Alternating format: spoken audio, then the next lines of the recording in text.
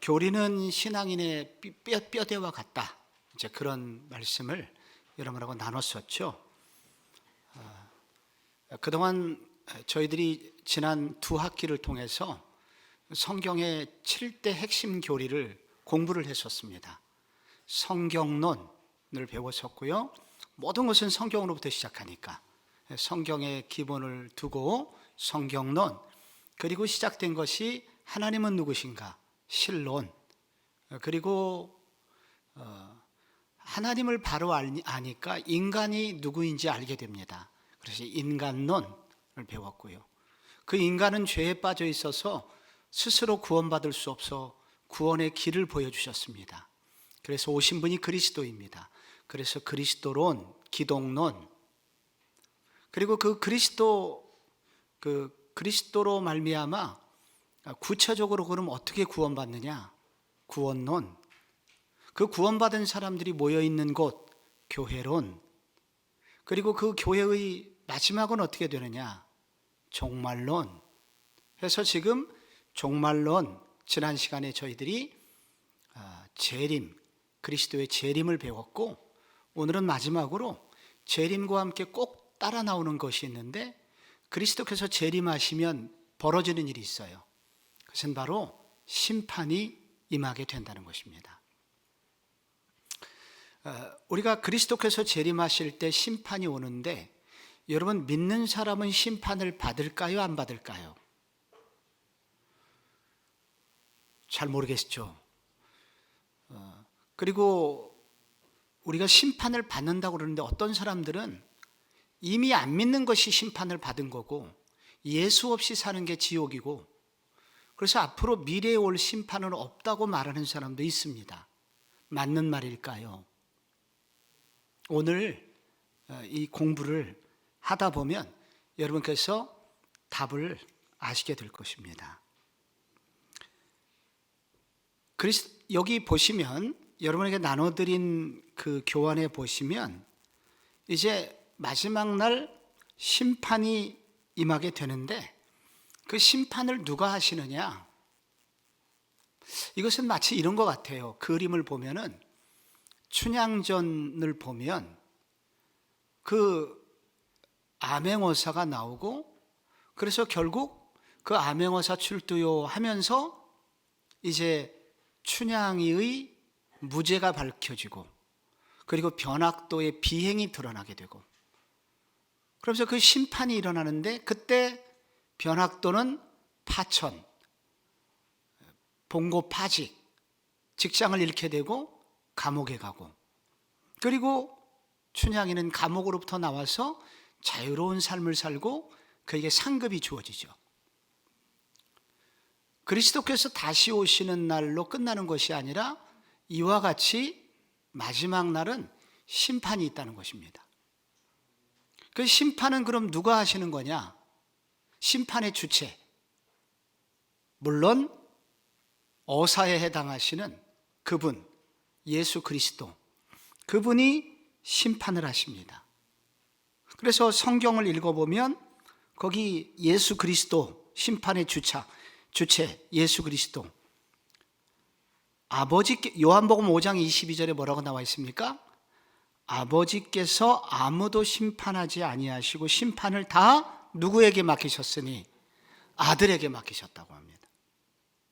그리고 고린도후서 5장 10절에 보면은 이는 우리가 다 반드시 그리스도의 심판대 앞에 나타나게 되어 각각 선악간에 그 몸으로 행한 것을 따라 받으려 함이라 할 때, 그리스도의 심판대, 심판대 이름이 그리스도의 심판대예요.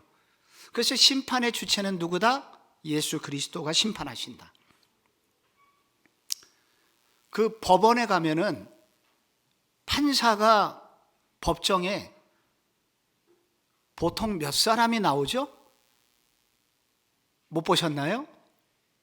3사람 판사가 있습니다.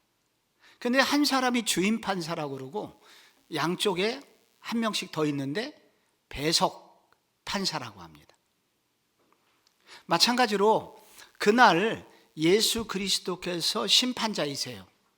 근데 거기 배석하는 배석 심판이 있는데 누가 배석할까요? 그 자리에 첫째, 천사가 일부 있고, 그리고 놀랍게 그 자리에 구원받은 그리스도인들, 그 심판 배석 판사로 참여하게 된다고 합니다. 그래서 여러분 아셔야 되는 게 뭐냐면은, 그 마태복음 13장에 보면은 마지막 날에 인자가 그 천사들을 보내리니 그들이 그 나라에서 모든 넘어지는 것과 또 불법을 행하는 자들을 거두어내어 풀무불에 던져 넣을 것이다. 그러니까 이 천사들이 예수 그리스도의 그 심판의 명을 받잡고 나와서 바로 이 땅에 심판을 행하는 그리스도의 일을 대신하고 있는 일을 천사들이 맡고 있는 것입니다. 그런데 그래서 심판의 주체가 예수 그리스도이지만은 함께 돕는 일, 그 일에 참여하는 자가 천사들이 있다고 그래요. 그런데 또 하나, 그 마태복음 19장 28절, 이거 너무 중요해서 저희가 한번 읽어볼 필요가 있습니다. 찾으셨나요? 같이 한번 읽어봐요. 시작. 예수께서 이르시되 내가 진실로 너희에게 이르노니 세상이 새롭게 되어 인자가 자기 영광의 보좌에 앉을 때에 나를 따르는 너희도 12 보좌에 앉아 이스라엘 12지파를 심판하리라. 여러분 여기 보면은 누가 배석을 해요? 여기 나를 따르는 너희도 12제자죠. 지금 예수님 말씀하시는 것은 12제자의 후손들인 저희 믿음의 백성들도 그 자리에 앉아갖고 12지파를 심판할 것이다. 그래서 놀랍게 하나님께서는 우리를 그리스도의 옆자리에, 심판의 자리 옆자리에 저희들 심판자로 세상을 심판하는 일에 우리를 써주시겠다는 것입니다. 그래서 고린도전서에 보면은 바울이 뭐라고 그랬냐면은 교회 안에서 분쟁이 생겼어요. 그래서 분쟁이 생기니까 이 분쟁에, 교회 안에서 생긴 분쟁을 해결하기 위해서 어디 갔냐면은 경찰서 갔어요. 법원에 갔다고요. 그래서 바울이 뭐라고 그러냐? 너희들 창피한 줄 알아라. 우리가 누구냐? 우리가 앞으로 우리는 온 세상을 심판할 자들인데, 근데 세상 사람한테 가서 법정에 가가지고 창피하게 교회 문제 갖고 그렇게 그 재판을 받아야 되겠냐? 라고 고린도전서 6장 2절에 나와 있는 겁니다. 거기에 그 구절이에요. 그게 성도가 세상을 판단할 것을 너희가 알지 못하느냐? 세상도 너희에게 판단을 받겠거든 지극히 작은 일 판단하기를 감당하지 못하겠느냐? 우리가 그런 존재다.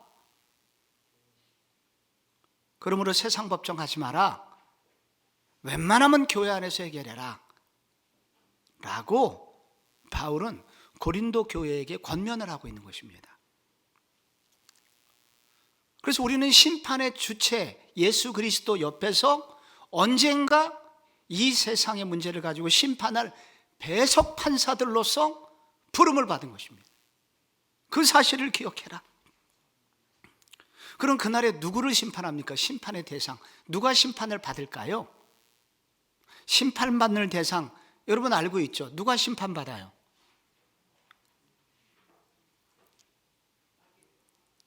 네, 우선 마귀들이 심판을 받습니다. 요거를 성경은 뭐라고 그러냐면 우선은 타락한 천사들. 타락한 천사들의 심판을 받아요. 베드로후서 2장 4절에 하나님이 범죄한 천사들을 용서하지 아니하시고 지옥에 던져 어두운 구덩이에 두어 심판 때까지 지키게 하셨다. 그런데 이 타락한 천사는 원래 천사였는데 유다서 1장 6절에 보면 이 천사는 누구였어요? 자기 지위를 지키지 아니하고 자기 처소를 떠난 천사들이었다는 것입니다. 그래서 이들은 누구입니까? 결국 이 타락한 천사들이 된 이들은, 타락한 천사들이 성경에 맨 처음에 나타난 얼굴이 뭐냐면은 뱀의 모습을 하고 하와를 꼬드겼던, 그래서 이 타락한 천사들의 이름이 옛뱀, 사단 혹은 마귀, 라고 부른다는 거예요. 이게 타락한 천사들이 심판을 받습니다. 그날에 영원히 꺼지지 않는 지옥불에 그들은 들어가게 된다. 그런데 이 타락한 천사들과 함께 또 심판받는 대상은 누구일까요? 누가 심판받아요? 비신자들. 이 비신자들이 심판을 받아요. 슬프게도. 그래서 그날 심판을 받으면 양은 오른편에 염소는 왼편에 두라. 성경의 왼편은 매우 불길한 자리입니다. 그래서 그들이 영원한 심판의 자리에 받게 된다는 거예요. 그런데 놀랍게 또 하나 심판의 대상이 있으니 누구도 심판받느냐? 신자들도 심판을 받습니다. 그 신자들이 심판을 받는 것을 뭐라고 알 수 있냐면 계시록 20장 12절 보세요. 거기 보면은 큰 자나 작은 자나 다 보좌 앞에 서 있는데 책들이 있고 그 책이 하나는 생명책이에요. 그리고 하나는 사망의 책들인데 여러분이 이 생명책의 13절에 보세요. 바다가 그 가운데 죽은 자들을 내주고 또 사망과 음부도 그 가운데서 죽은 자들을 내주매 각 사람이 자기의 행위대로 심판을 받고.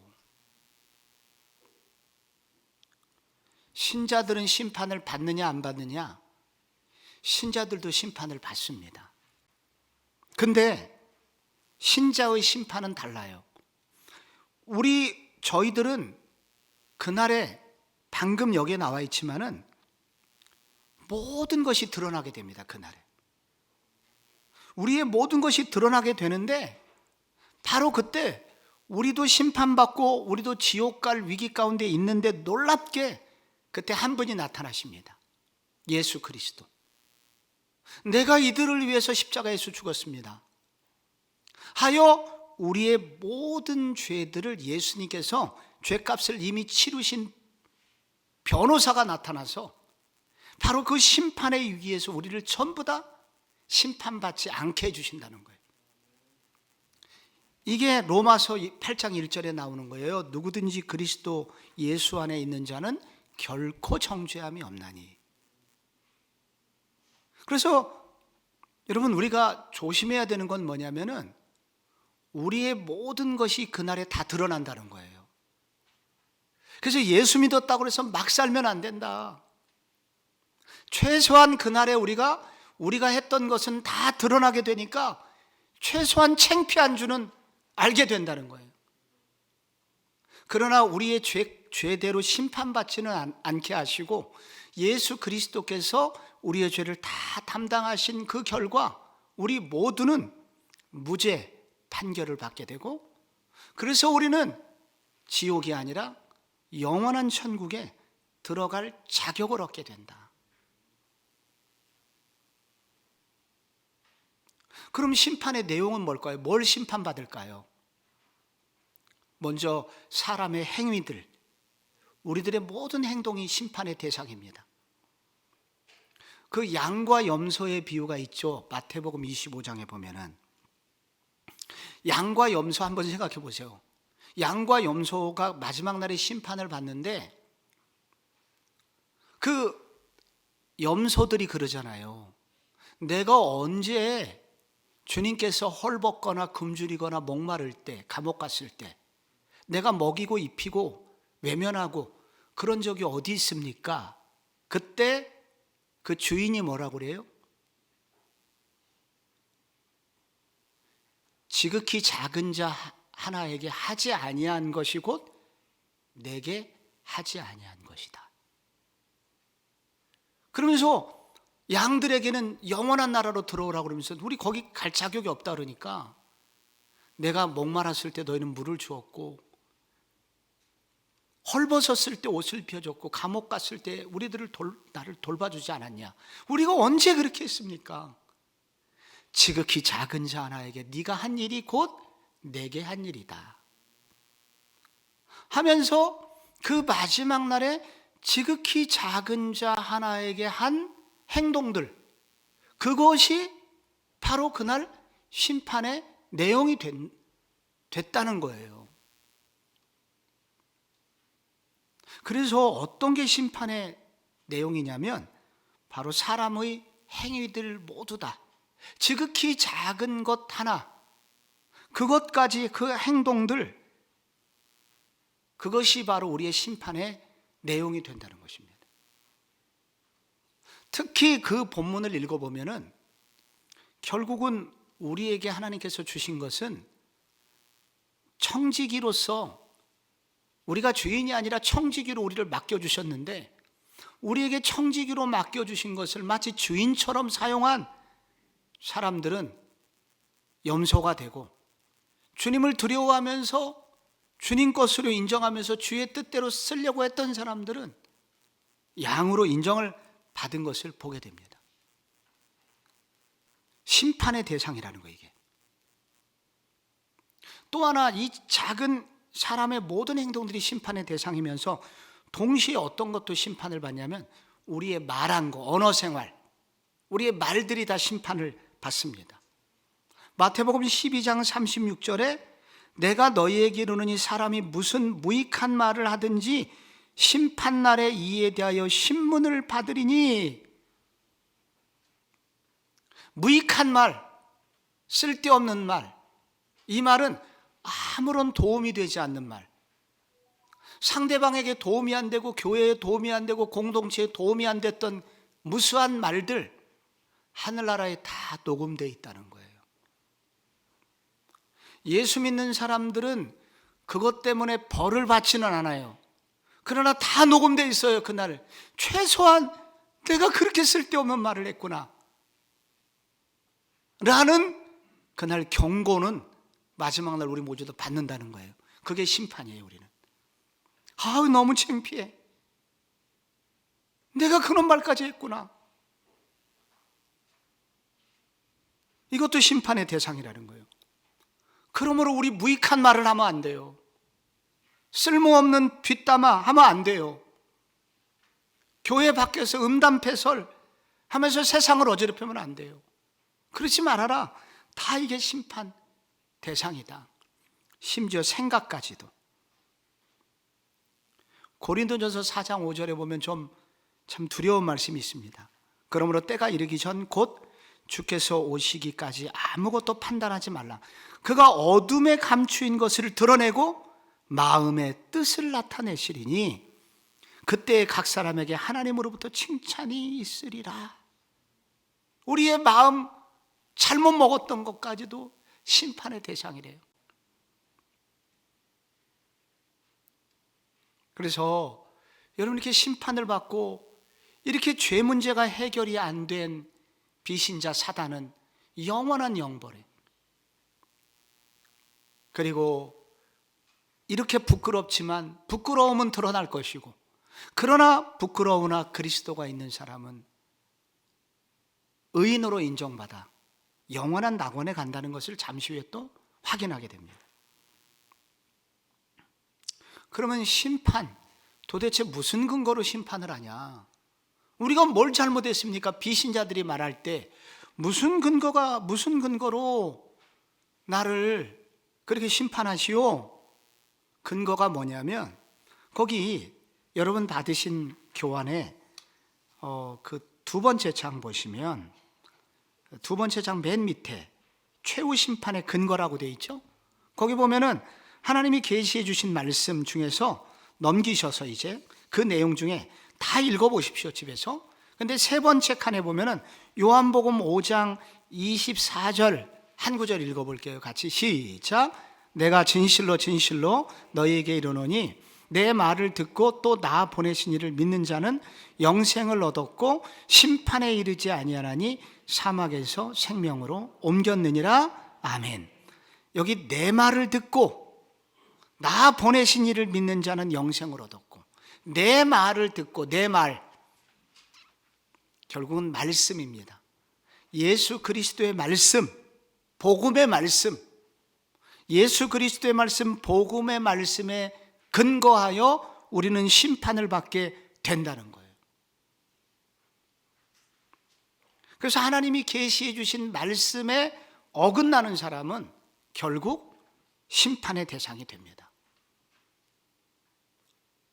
그런데 여기서 그런 계시를 받아본 적이 없는 이방인들이 있잖아요.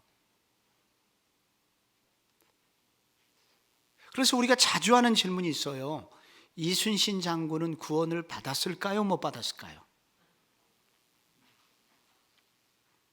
이순신 장군처럼 착하게 살았던 이방인들, 그들은 천국에 갈까요? 지옥에 갈까요?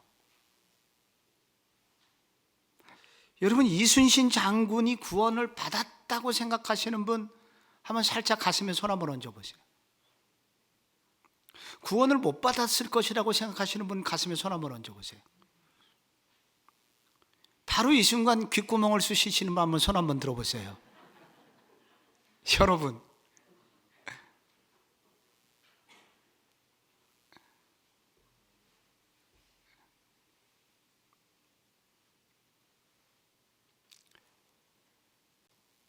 여기 두 설을 한번 소개를 해볼게요. 제가 사도행전 4장 12절 우리가 잘 아는 말씀, 다른 이로서는 구원을 받을 수 없나니 천하 사람 중에 구원받을 만한 다른 이름을 우리에게 주신 일이 없음이러라.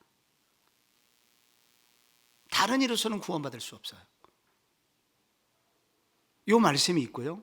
요한복음 14장 6절은요, 예수께서 말씀하시되 내가 곧 길이요 진리요 생명이니 나로 말미암지 아니하고는 아버지께로 올 자가 없느니라. 그래서 이 두 구절은 너무도 분명하게 그리스도를 통하지 않고서는 바로 천국에 갈 수 없고, 이 말은 심판을 받을 수밖에 없다는 말이라. 이 명확한 말씀에 근거하면은 이순신 장군도 지옥가에 마땅합니다.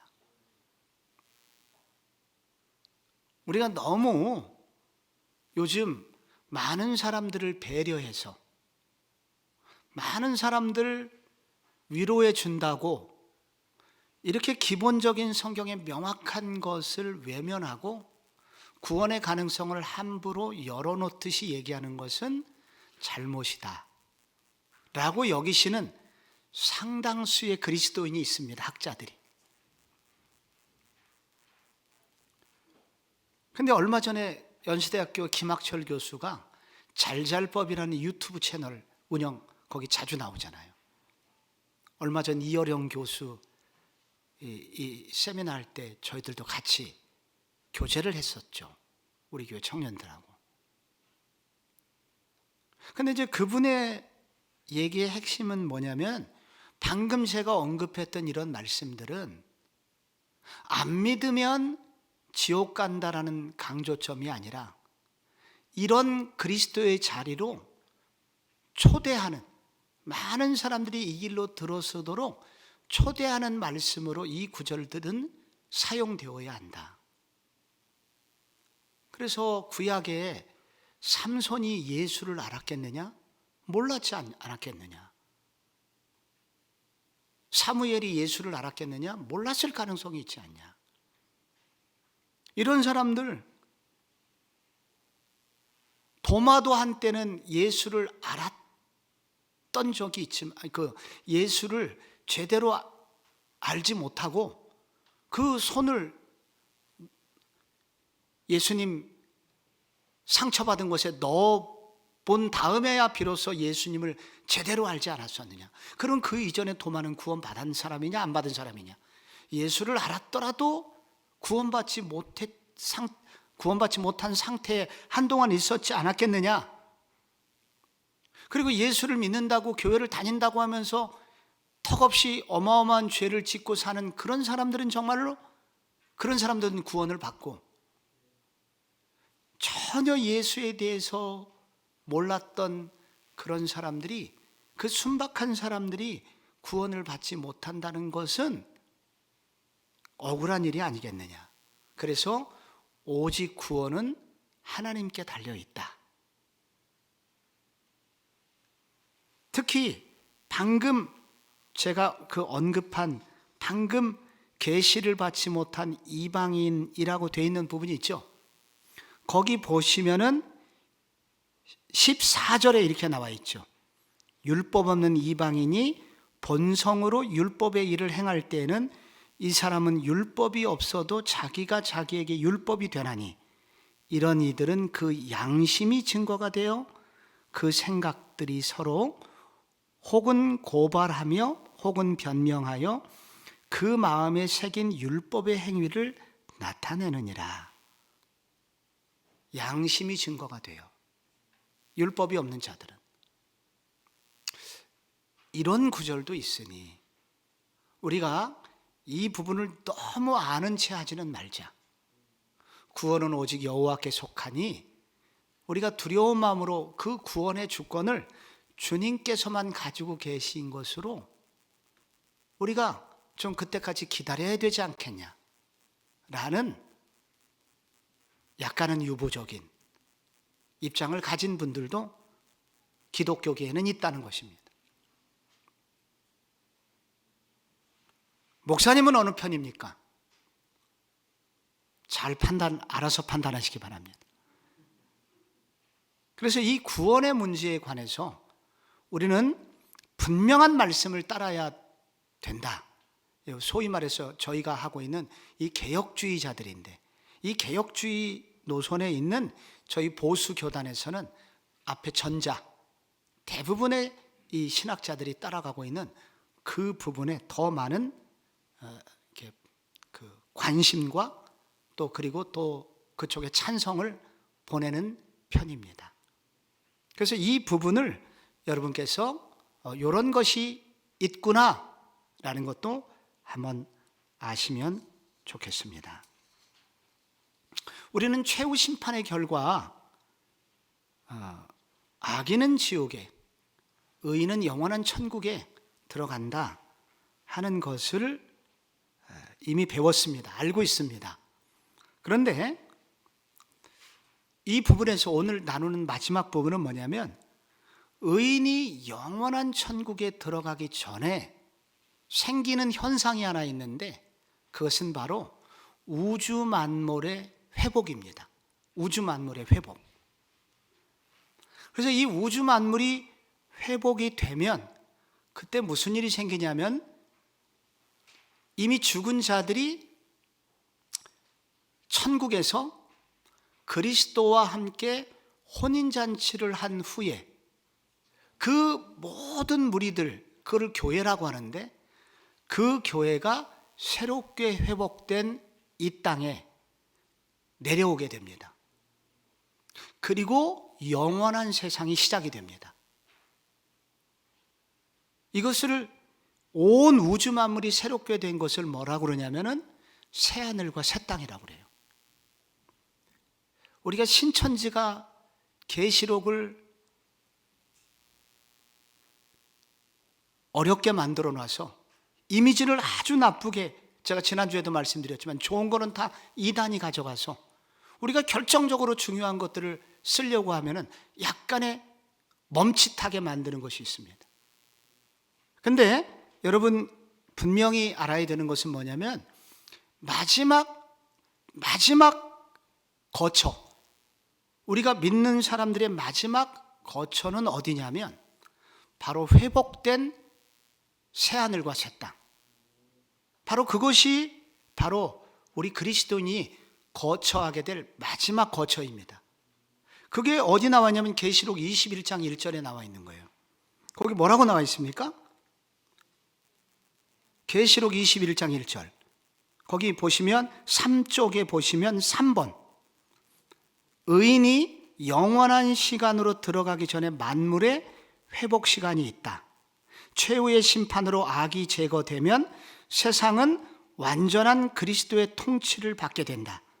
죄악으로 얼룩진 세상은 새 창조로 인하여 회복이 될 것이다. 그때 생기는 현상이 계시록 21장 1절이에요. 한번 같이 읽어봅니다. 시작. 또 내가 새 하늘과 새 땅을 보니 처음 하늘과 처음 땅이 없어졌고 바다도 다시 있지 아니하더라. 아멘. 그래서 이게 지금 무슨 사건이 벌어지고 있냐면, 여러분 그리스도께서 재림을 하실 때 우리 모두 어떻게 됩니까? 바로 그리스도와 함께 하늘나라로 올라가게 되죠.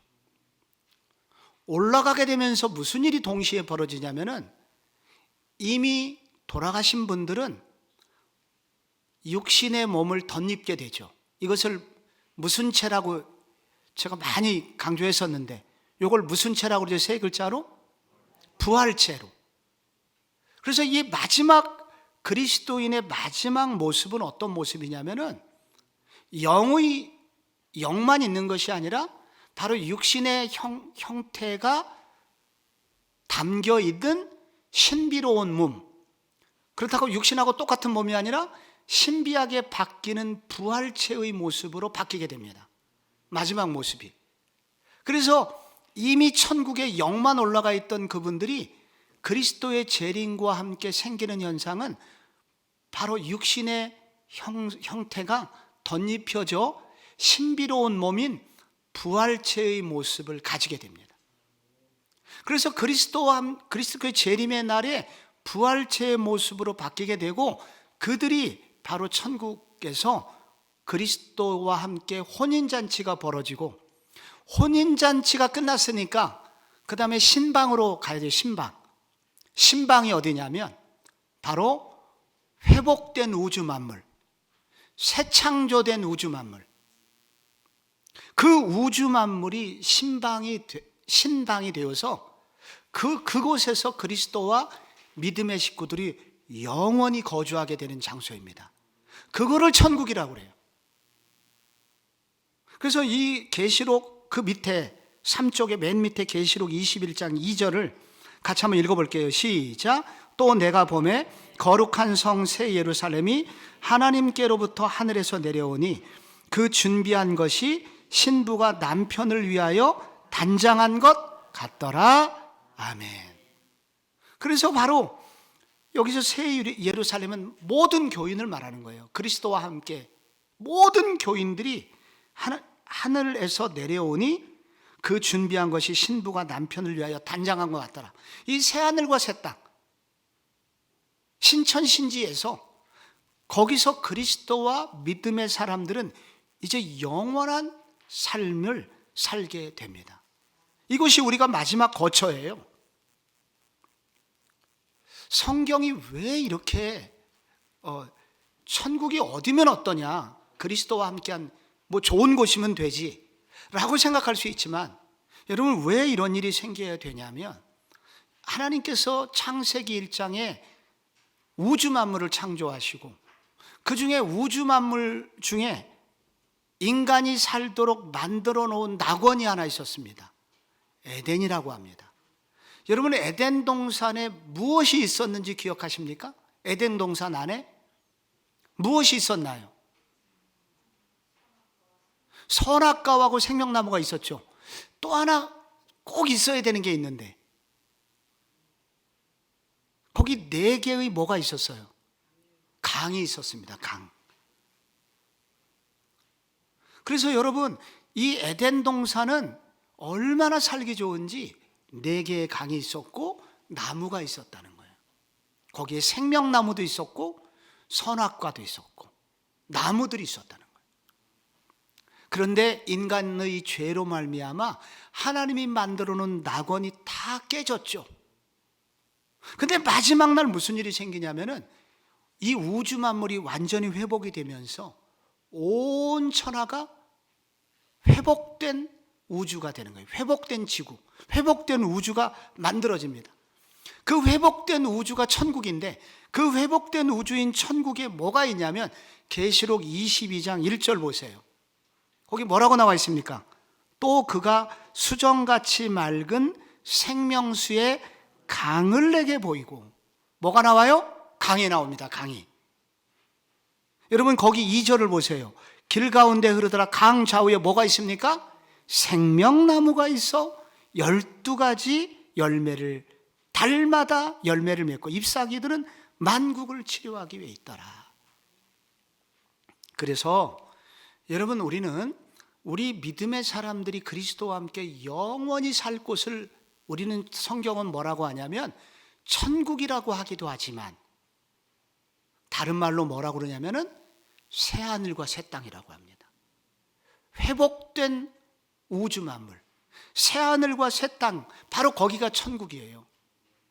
그래서 성경이 왜 이것을 강조하고 있냐면은 하나님께서 이 땅에서 인간들이, 우리들이, 믿음의 사람들이 이 땅을 부분적으로나마 천국으로 바꾸려고 믿음의 사람들이 노력하고 애쓰는 것은 다 기억하고 있다가 그것을 연장해서 바로 새하늘과 새 땅에서 완전히 회복시켜 주시겠다는 약속인 것입니다.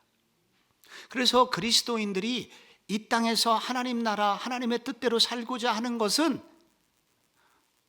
그리고 이 땅에서 일부나마 천국으로 바꾸려고 애쓰는 그 모든 것들은 사라지는 것이 아니라 주님이 기억하셨다가 그것을 나중에 완전한 천국으로 연결하여 새하늘과 새 땅 속에 포함시켜 주신다는 것이 여기 들어와 있는 것입니다. 팀 켈러 목사님이 지은 일과 영성이라는 책이 있습니다. 여기 서론에 니글의 입하기가 나와요. 니글. 이 니글은 화가였습니다. 청년 화가였는데 그의 꿈은 큰 나무를 정말 아름답게 짓는 꿈이었어요. 그게 니글의 꿈이었습니다. 그래서 이제 여행을 떠나서 집중해서 그 나무를 그리려고 그랬는데 친구가 중요한 부탁을 하는 바람에 그 친구 일을 도와주다가 이파리밖에 하나 못 그렸는데, 그림을 그리다가 친구 일을 도와주다가 이파리 하나 그렸는데 그때 열병이 걸려가고 죽게 됐습니다. 너무 억울하게. 나는 나무를 그렸어야 되는데 이파리밖에 못 그렸어.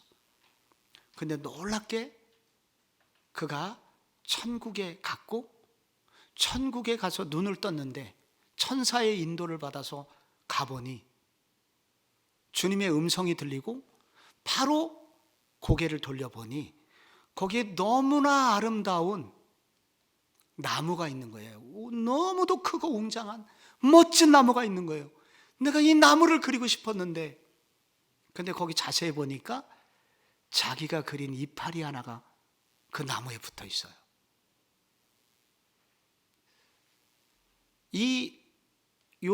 요것은 톨킨이라고 하는 사람이 원래 썼던 J.R. 톨킨이라는 그 소설가가 이 니글의 이파리를 쓴 것을 이제 팀켈러 목사님께서 이제 인용하여 쓰신 거예요.